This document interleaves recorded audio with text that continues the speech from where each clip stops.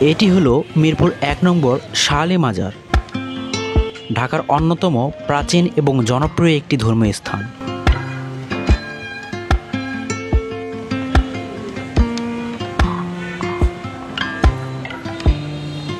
শাহ আলী রহমাতুল্লাহ মূলত পারস্য থেকে এই অঞ্চলে ইসলাম প্রচারের জন্য এসেছিলেন। তার পবিত্র জীবন এবং আধ্যাত্মিক ক্ষমতার জন্য তিনি তৎকালীন সময়ে অত্যন্ত জনপ্রিয় ছিলেন।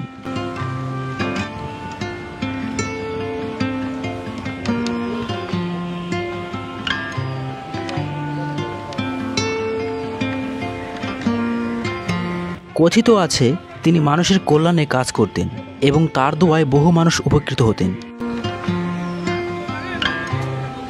মৃত্যুর পর তার সমাধিস্থল স্থানীয়দের কাছে পূজনীয় হয়ে ওঠে।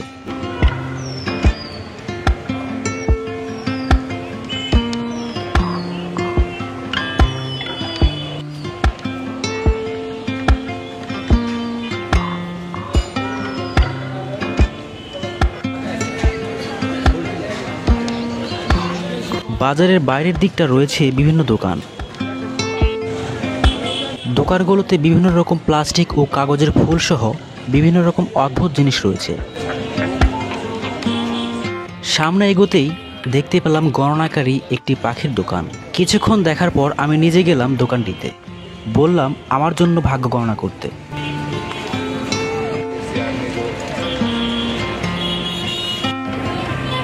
অদ্ভুতভাবে ওনার অনেক কথা আমার সাথে মিলে গেল। বুঝতে পারলাম মনোবিজ্ঞানের কোনো কৌশল অবলম্বন করছে।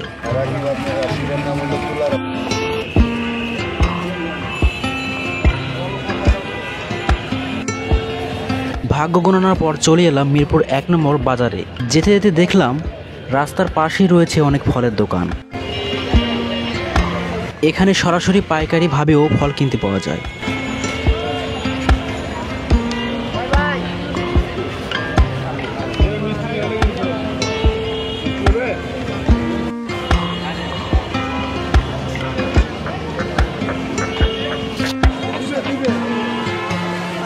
এখানে বিস্কুট, চানাচুর সহ অনেক রকম মুখরোচক খাবার পাওয়া যায়।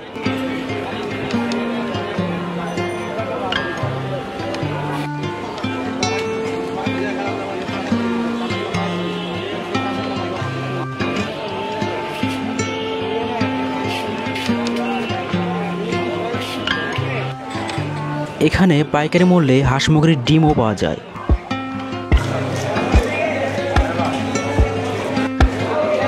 মাছের বাজারে এসে আপনার চোখ ধাঁধিয়ে যেতে পারে।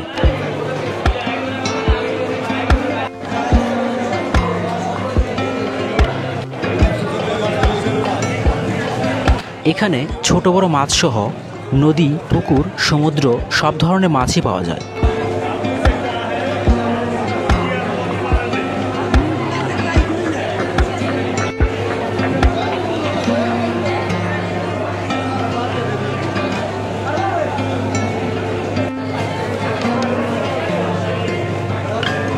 ক্রেতাদের আকর্ষণ করার জন্য মুরগির ও গরুর মাংস খুব সুন্দরভাবে কেটে রাখা হয়।